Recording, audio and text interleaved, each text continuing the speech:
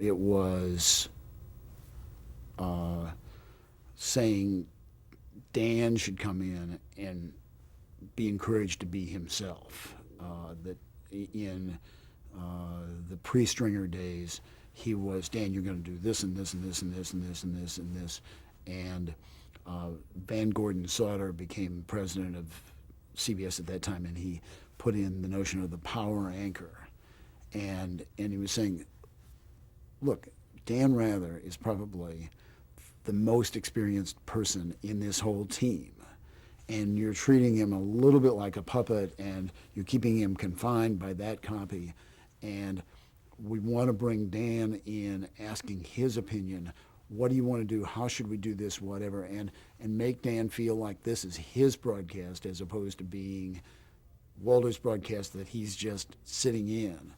And there was more a welcoming and making Dan feel comfortable, which in the end is central to my understanding of being an executive producer.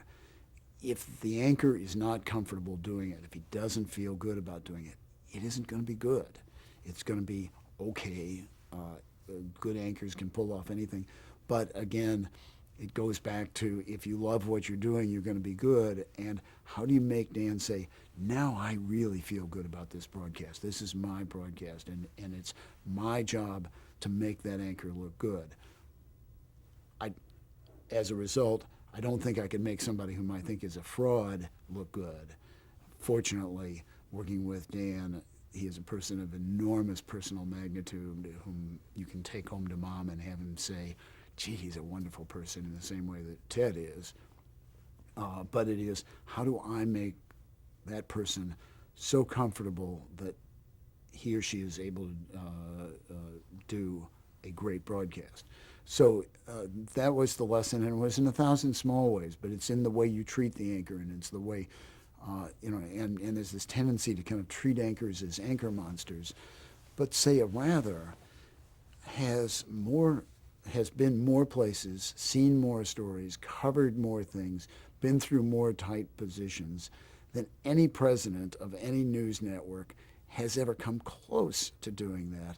And not treating them as people who have a lot to bring and whatever is a huge mistake. And fortunately, this country was blessed with, particularly at 9/11 and the Iraq War, a time of crisis, with three anchors in Rather, Brokaw, and Jennings, who had been there for 20 years, who had all of this time in the anchor chair, in the field, who really stood for something. So at a moment when people were really shaken, there was somebody to turn to who was key. And now we're into developing a new generation, and you hope you can do that.